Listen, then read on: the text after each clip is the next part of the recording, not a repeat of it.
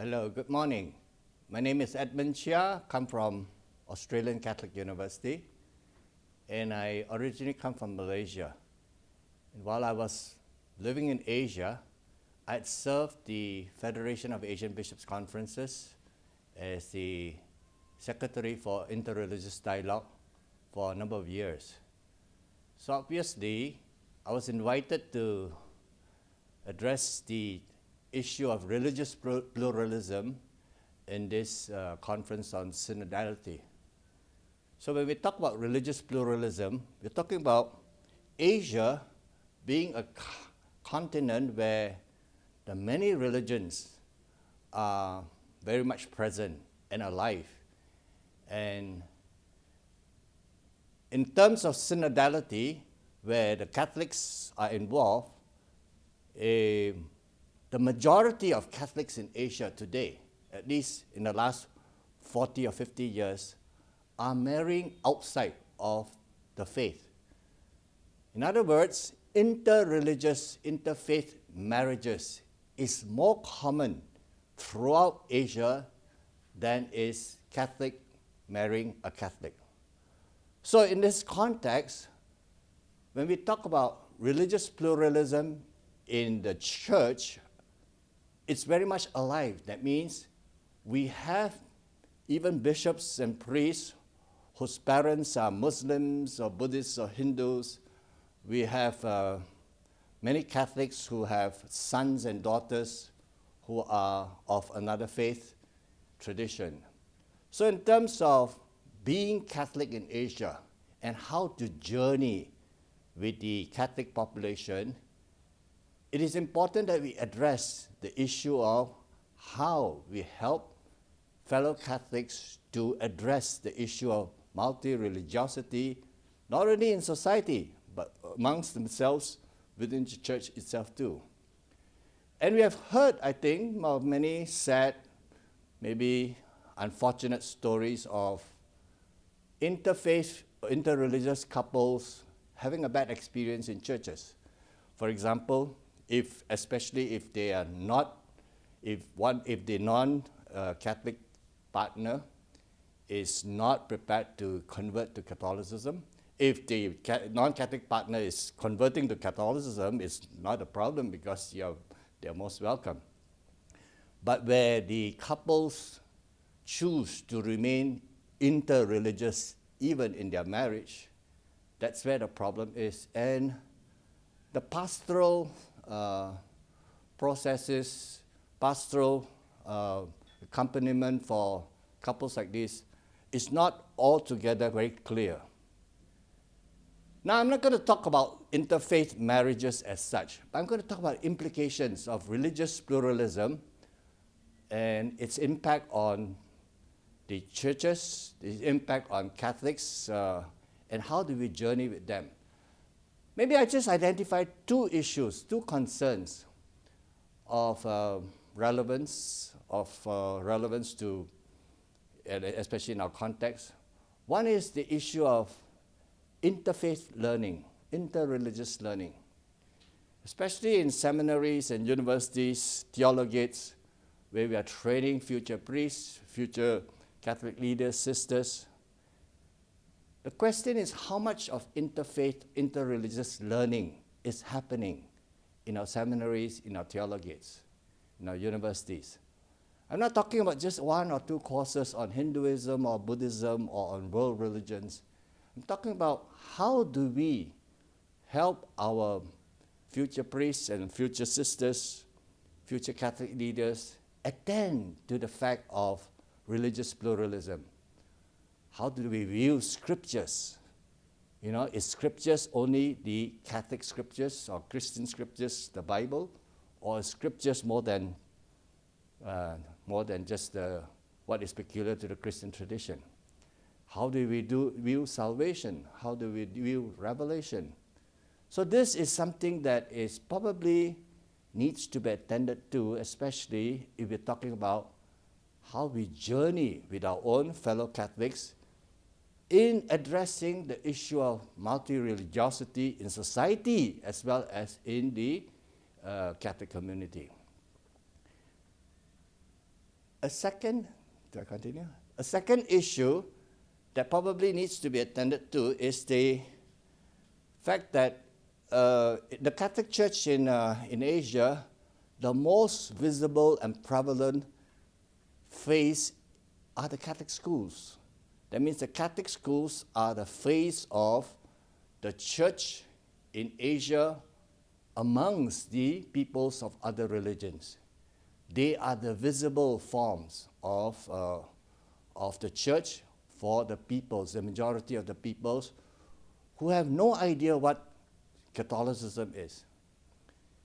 Now, the reality today is that most Catholic schools in Asia, we're not talking about only in India, but we're talking about in Hong Kong, in Myanmar, in Malaysia, in Indonesia, most Catholic schools today have a clientele or have a student body where the majority, we're talking about 70, 80, 90% of the population are not Catholics.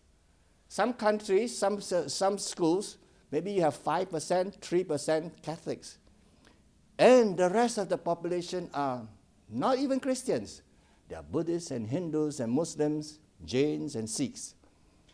And not only the student population, but even the teachers, the principals of some schools, many schools in Malaysia, in Hong Kong, are not Catholics. They are faithful Buddhists and Hindus and Muslims who are running Catholic schools. So the question is, how do we talk about mission, the Catholic mission in Catholic schools, in terms of what is their mission, their identity, what is their mission? So this is something that has not really been addressed, at least not in a holistic fashion. And how do we promote the Catholic identity, who we are as Catholics, in Catholic schools where the majority of the population are not Catholics? Majority of the student body, the majority of the teaching staff are not Catholics. We cannot continue to have just religious instruction, catechism classes for all people or mass attendance and say that that's the Catholic identity, because it makes no sense to have the majority of people attending mass who are not Catholics. So again, I have no answers for all this. I'm just raising questions because these are questions that have been raised in theological circles. How do we attend to the fact of religious pluralism, not only outside the schools, but within the Catholic schools? Now, the other issue that I've been asked to raise is the issue of multiculturalism within the churches. Today, because of globalization, because of mass migration, we have many people from different cultures moving into another Asian context. We have many Filipino Catholics who are working in Hong Kong, in Singapore, in Malaysia. We have many Catholics who are working in the Middle East. We have many Indian Catholics who are residing in Singapore and working in the Middle East and also in Malaysia. So the issue of multiculturalism within the churches, how do we deal with that? Has the church been prepared to deal with multiculturalism within its own community? Has there been a concerted effort to prepare the Catholics who are moving into another culture, into Japan or Korea, where it's a totally different culture, not only outside the church, but within the church, and how to deal with being Catholics in this community? So these are questions, these are issues that I'm raising. Don't claim to have any answers for them, but I just raise it as questions because they deserve to be, to be looked at, because we are increasingly living in a more multi-religious and multicultural society. And it's even going to be more. And so the churches of today will have to journey with these people in the true context of synodality in order to help Catholics address the issue of multi-religiosity, multiculturalism.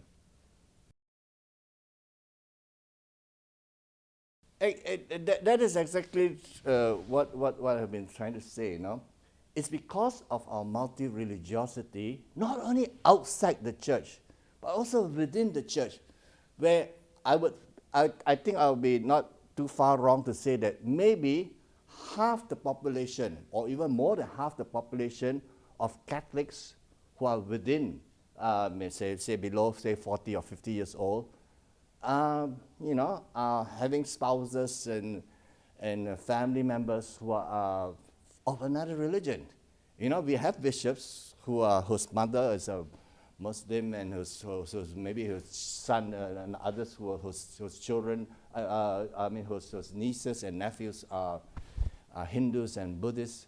So these are the challenges in terms of how do we attend to the Catholic mission and identity, especially in talking about theological issues such as theology of salvation, theology of mission. How do we attend to all this? In terms of not so much a theological exercise, but how do we journey with our own fellow Catholics in order to help them to basically relate positively with their own brothers and sisters, their family members who are not Catholics, and especially also their peers, their friends. Majority of them are probably not Catholics. So many of us, I grew up in a society where I had more friends who are not Catholics than Catholics, until I went to the West, and then now I have more friends who are Catholics, who are at least Christians, and not so many friends who are of another religious tradition. So these are the challenges, because we are living in a world in Asia where the majority of our day-to-day, what we call dialogue of life, is with people who are not Catholics, who have no idea what Catholicism means, and especially because we are in the minorities. We don't have the, in the Western world, because Christianity is the majority, we can impose Catholicism on our people. In the school that I'm teaching in the Australian Catholic University, we require all students, whether they are Muslims or Hindus or Buddhists, to take a class on Catholicism. But you can't do it here. If anything, we are on the receiving end.